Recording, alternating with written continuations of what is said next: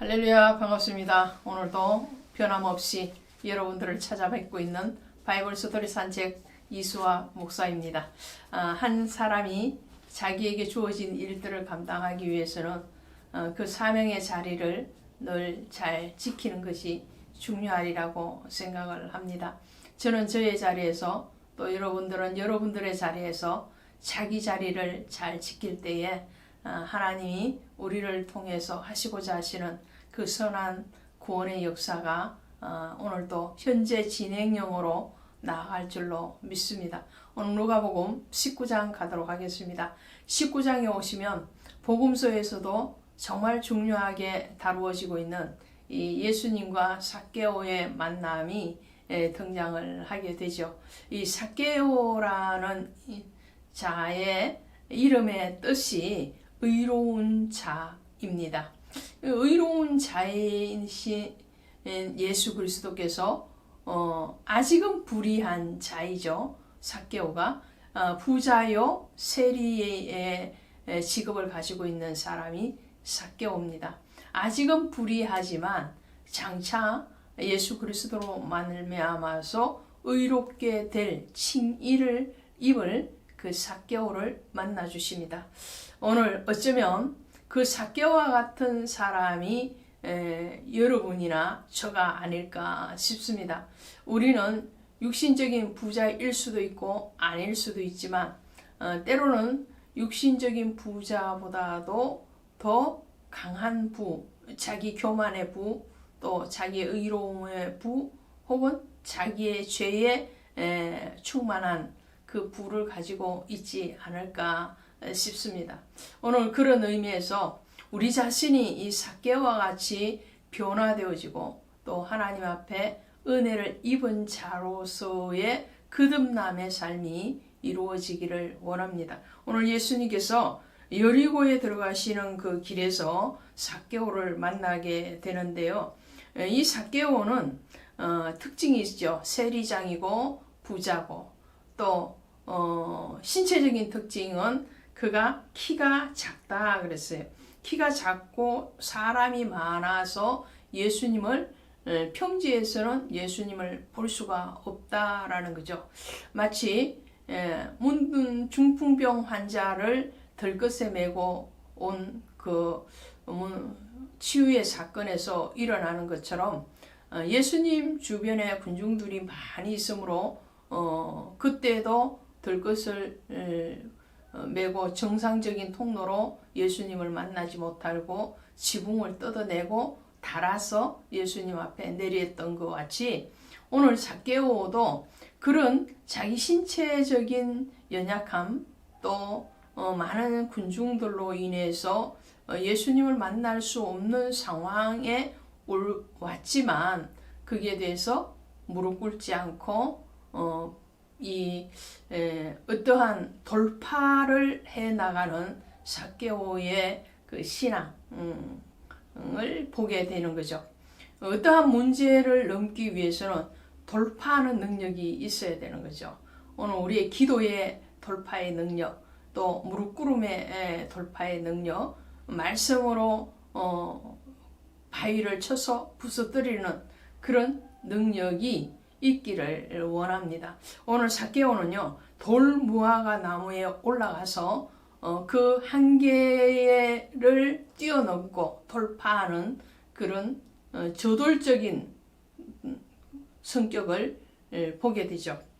이 저돌적인 성격 돌파의 능력도 은혜 없이는 이루어지지 않는다는 것을 우리는 인정하고 고백하게 됩니다. 삭개오에게 그런 정말 힘, 능력, 이런 저도적인 행동을 할 수 있는 용기 이런 것들을 허락하신 것도 성령 하나님이시겠죠. 자, 무화과 나무에 올라가서 예수님을 보게 됩니다. 근데 예수께서 마침 그곳에서 이 삭개오를 쳐다보시게 되는 거죠. 이 만남의 다리가 이루어지는 거예요. 삭개오는 뽕나무로 올라가고 예수님은 아래에서 삭개오를 올려다 보시는 거죠. 그런 상황에서 예수님이 말씀하십니다. 삭개오야, 내려오라. 속히 내려오라. 내가 오늘 내 집에 유어야 하겠다. 이 삭개오도요, 바리새인의 입장에서 보면은 죄인입니다. 그 당시에 로마의 치하에 있던 유대인들의 입장에서 보면 삭개오와 같이 세리의 직업을 가지고 있고, 그 중에서도 삭개오는 세리장, 세무서장급에 해당하는 그런 지위를 가지고 있는 사람이 좋아 보이지는 않죠. 왜 그러냐면 유대민족의 세금을 징수해서 로마에 갖다 바치는 그런 일들을 하고 있기 때문에 삭개오는 유대인들로부터 절대적으로 호응을 받는 그런 사람이 아니었습니다. 그런 한계를 알고 계심에도 불구하고 예수님께서는 이 죄인의 집에 다시 들어가서 먹고 마시겠다고 말씀을 하시는 거죠. 그럴 때에 이 삭개오의 감동이 얼마나 컸는가 하면 그의 말을 보면 알 수 있죠. 8절에 보시면 삭개오가 서서 주께 여짜오되 주여 보시옵소서, 내 소유의 절반을 가난한 자들에게 주겠으며 만일 누구의 것을 속여 빼앗은 일이 있으면 내 갑절이나 갚겠나이다. 출애굽기 22장 4절에 가시면요, 다른 사람의 그 것에 대해서 손해를 끼치는 사람은 갑절을 갚아라 그랬어요. 그런데 오늘 삭개오는 4배나 갚겠다 했으니까 율법을 뛰어넘는 그런 통큰 기부를 지금 얘기하고 있는 거죠. 이것이 삭개오의 회개입니다. 믿음일 뿐만 아니라 회개죠. 자, 삭개오의 회개를 저는 주머니의 회개다 이렇게 명명하고 싶습니다.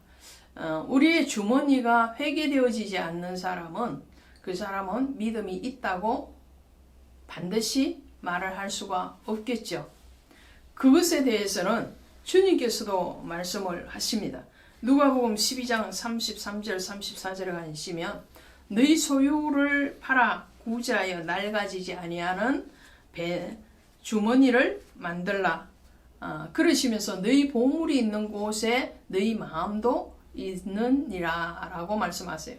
부자 청년의 비유에서도, 어리석은 부자의 비유에서도, 거지와 나사로의 비유에서도 주님은 수없이 이 물질에 대한 믿음의 행위가 반드시 따라야 된다라고 말씀을 하십니다.